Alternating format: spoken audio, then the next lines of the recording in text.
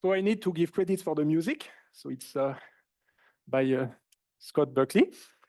So we are moving to a new chapter. So this is white column stores. We are here, if you look at the stack, we covered storage, we covered encoding, we covered syntax, XML, JSON, CSV, and now we are going to start looking at data models. So as the semester elapses, we are going to basically work our way up towards the top of the stack. So now, here's the thing. We do have data-independent systems as opposed to data lakes, right? So the nice systems that take care of everything for you. You have a nice language like SQL. You can put the data in there, enforces the schemas and so on. But the problem is that this was designed for one machine. It's very monolithic. You have one machine, one server, you can put PostgreSQL on it, and that's it. So as soon as you have data that goes beyond what the machine can store, then you have a problem. So what you could do is scale up, right? You could just buy a hard drive that is basically larger, or you can buy more memory or better CPU and so on. But you know that this is going to hit limits at some point. So can we fix it? The answer is yes. In fact, that's exactly what people started doing 20 years ago at Google and Yahoo and many other companies. So what they did is exactly what I told you a few weeks ago. They purchased hundreds of computers that are just similar to a laptop in performance. And they installed PostgreSQL or some relational database system on every one of these machines. And then they managed, but then they had to do it by hand, to spread the data over the machines. They basically have a general program that connects to all the machines and that stores part of the data here, part of the data there. That also has some replication, you know. It might remind you a bit of HDFS, right? This idea of spreading all over a cluster and replicating multiple times. The problem is that not only is it very difficult to set up, it actually took a lot of people and even after that, very high maintenance costs to continue to make it work. So basically, at some point, the engineers quickly noticed that that doesn't work, right? You cannot just do it forever. You need something that is designed for this, that is specifically meant for this. And so this is how Bigtable, which is the Google, the initial product by Google, how Bigtable was born. It's supposed to work on a cluster of machines natively. That cluster of machine was running GFS, the Google file system. And on top of that, we have this logical model that is very similar to tables and relational tables with the data stored on the Google file system. Now, this is proprietary, right? Bigtable is proprietary, GFS is proprietary. So this is why we have the Hadoop ecosystem with HDFS, that is the open source version of GFS. HBase is basically the open source version of Bigtable. Who already heard of Bigtable somewhere? Right, HBase. So Bigtable is a bit more, it also has a catchy name, right? But basically, what we are going to do now is run HBase on top of HDFS. HDFS, you know how that works. It's a file system, runs on a cluster of thousands of computers, blocks spread all over the place, replicated 3 times, and the name node knows how to assemble the blocks back together. So now we'll focus on what's on top of that, trying to run a system that looks like tables on top of HDFS. I need a bit of motivation, and I think the most convincing arguments that I could find to actually justify doing this is that every one of the existing systems has limitations. For example, if you look at object stores, they don't have low latency, right? Because it's very big objects. Updates, you need to write them again. So you cannot just modify an object in place. You don't have random access. RDBMS, so these are the relational database management systems, RDBMS.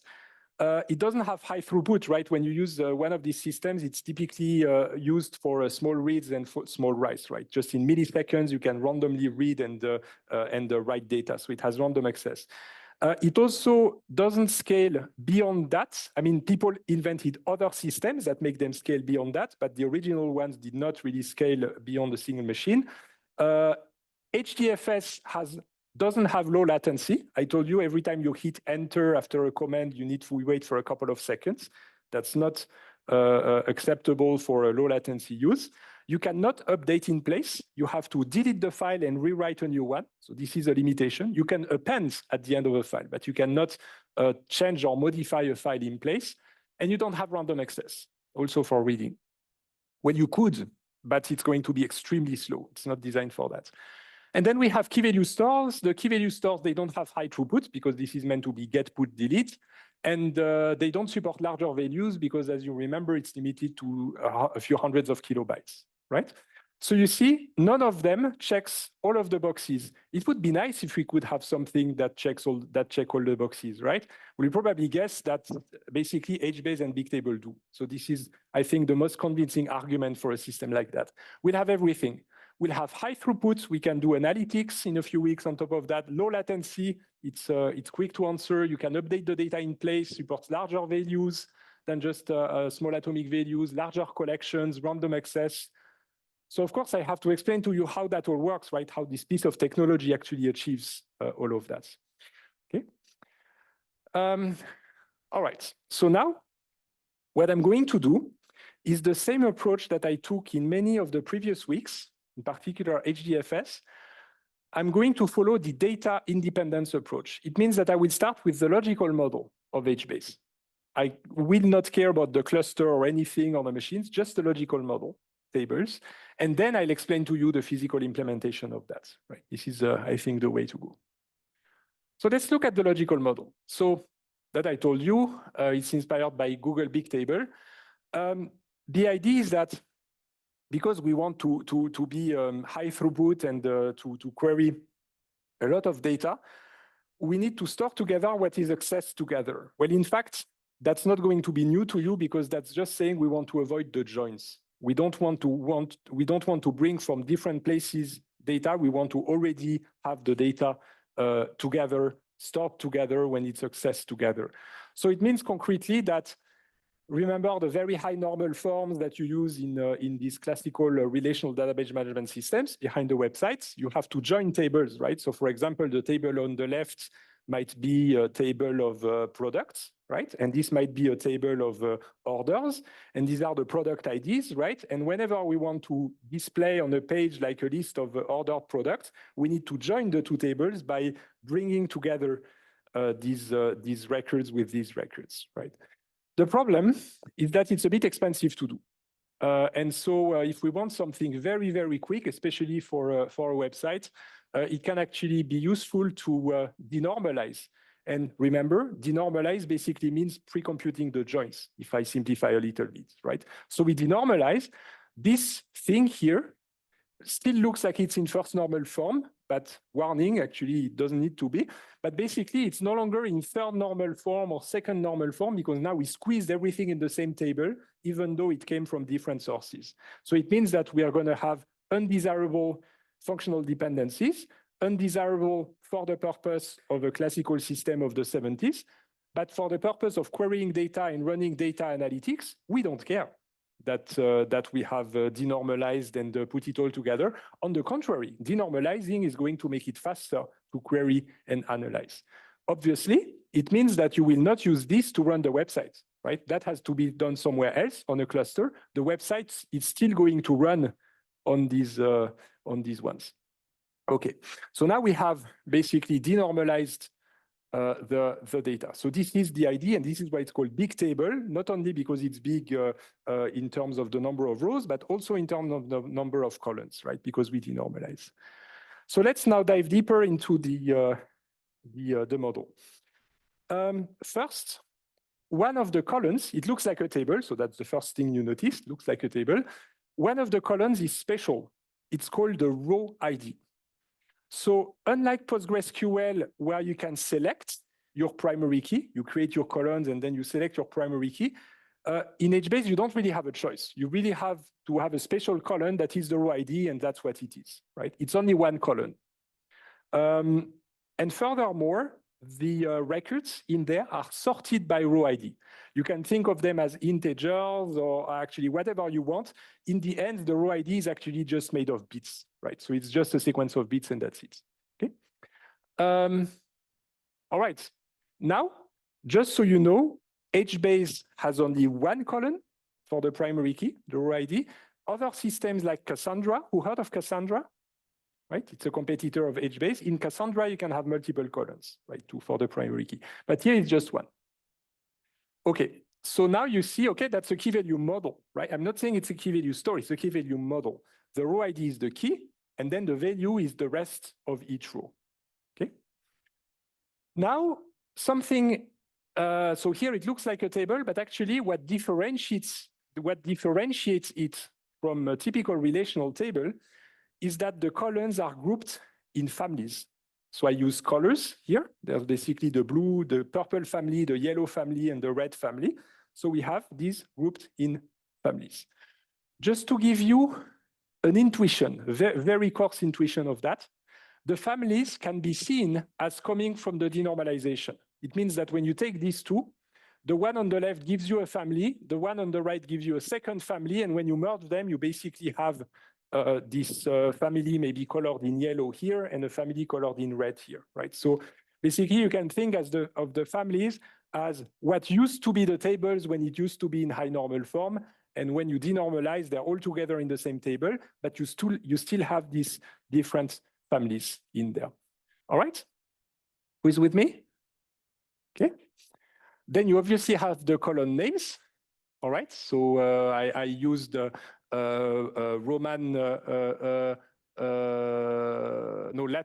Latin alphabet here, the Indo-Arabic alphabet here, and here I use the Roman alphabet, but just to differentiate them. In practice, it's again binary stuff. So you can think of it as strings that you can encode as UTF-8, but in the end, it's just sequences of bytes. That's the column names. Okay? And the column family as well. I mean, here I'm using colors, but the column family is also a sequence of bits or a string. All right. And what's more, after I have created my table and I have a lot of data, I can make up new column names on the fly, just like that, and without any performance penalty. That is very unlike a traditional relational database, right? If you have a traditional relational database and you want to add a new column, it's going to take time, maybe an hour if the table is very big to add it everywhere. Here it's instant. You can just make up, when you insert a new record, you can just insert new column names that didn't exist, and that's totally fine. The result is going to be a very sparse table, right? A lot of these cells are actually going to be empty. Right? So you see that it's not respecting relational integrity in that sense. All right. But the column families, it's different. So you can make up column names within existing families on the fly. Creating new column families is possible, but it's not something that is just like snapping your fingers and that's it, right? So it's a heavier thing to do to create and remove column families. But column names, you can just make them up on the fly, just like that. All right, so again, I insist, everything here is made of binary values, sequences of bytes. So the row ID here is a sequence of bytes. The column families are sequences of bytes. The column names are sequences of bytes, right? In other words, it doesn't have the high level aspect of a programming language like Java or a query language like SQL that offers you strings and integers and dates and all of this restaurant menu of data types. It has nothing like that, just bytes. You can add back types on top of that, but it's basically outside of HBase. For whom does that make sense? Right? Okay, so everything is basically bytes everywhere. Of course, the libraries and drivers that access HBase, they help you do that. They will provide you some convenient functions and methods to put integers and strings and things in there. But just remember that on the physical level, these are just bytes. The values are also bytes. We have a question? Yeah, I guess it just got answered. I was wondering if there is like a size to the bytes. A size? Yeah, how big they are. Yeah. So let me start with the value, and then I'll come back to the row IDs and the column names and values. So in a traditional database management system, the values are supposed to be small and atomic. Remember the first normal form. So you typically have values that fit on a screen, right? They fit. You can have many of them on the same screen. Now in HBase, you can easily push the size of the values to 10 megabytes. What would you put in 10 megabytes? Could be an image, could be an XML document, could be a JSON document, could be a YAML document. You know, this is how it fits in what we've studied before, right? So you can squeeze JSON, XML, whatever you want in there, pictures, videos, and it's going to continue working quite well all the way to 10 megabytes. There's no hard limit, right? If you go beyond that, then maybe at some point the performance is not going to be that great anymore. But basically, this is how you can push it. So this is an improvement over the classical database management systems. And again, that could be considered a form of denormalization in the sense that we wouldn't be in the first normal form, right? Because when you have 10 megabytes of blob stored in a cell, you are not going to make me believe it's atomic, right? This is typically something nested and structured that you put in there. So then it's not even going to be in the first normal form, right? But of course, that can also be atomic values without any problem, right? And a table is typically going to have a mix of the two. For example, you could imagine that what you store in there is a blog. All of your blog posts are stored in a table like that. HTML pages, you could have HTML pages in these cells and the images and so on. You could also store an index of the web. Every row could correspond to a web page when you index the web to build a search engine, and you can put all of your web pages in there. And maybe you even copy the web page as HTML inside the cell for all of them, right? So this is the sort of things you can do in here. Now, what about the row ID and the column family and the column name, which is your question? Here you have to be a bit more careful. You shouldn't make them 10 megabytes long. The reason we will see when we look at the physical implementation, they are repeated a lot in the data when we start storing it physically. So you have to be careful to not be too generous in the length of the column families and column names and row IDs, right? So they should be rather atomic, so to say. Okay. Any other questions? Right. Just as a complement to my answer, I think there are people who use the column names as a Trojan horse to also put data. And in that case, it would be a bit longer, and somehow it worked. So I don't know exactly what use case it is, but I heard that they can also be used to put data, and apparently some people found a use in that, right? Okay. So this is the model. Who understands the model? Right? It's simple, right? We have rows that have an ID, row ID. We have column families, column names inside the column families. And then we can create and make new column names as many as we want. Column families is a bit more complicated. Everything is a sequence of bytes. We can easily push the size of the cells to 10 megabytes. And we have to be just a bit more careful for the row IDs and the column names and families that should be rather small. So that's the model. So let's now proceed to what we can do with that. What sort of queries can we run? So the first warning that I should give you, but you probably guessed because that's already quite physical with sequences of bytes, what's going to follow is not a full-fledged SQL language. It's going to be a rather low-level access, a bit similar to the get, put, delete of key value stores and also of the REST API. In fact, it's so much similar that there is actually a get, there is a put, and there is a delete. And there is a fourth one that's called scan. So this is the get. The get allows you to retrieve the values, all the cells that are associated with a specific row ID. So you can say, okay, get this row ID, and then you return all of that and get the results. You can tweak it. You can also say, I want to get only the purple values, or only the yellow values, or only the purple and red values, and so on, right? So you can, or red and yellow, and so on. So it can be also partial on column families. In fact, this is where column families are useful, because if you only require specific column families, it's even faster, because the column families are typically grouped together, as we will see. Then there is put. Put is when you want to create a new value that didn't exist, and you say, okay, let me insert that row with row ID 204 with these values, right? Or you could erase an existing row with these values. that also doesn't have to be for all families. You can also have a partial put, where you say put this only into the purple or only into the yellow and so on, right? So this can also be partial in the colon families. Scan. Now scan is new. And here we go in the direction of all this big data and analytics.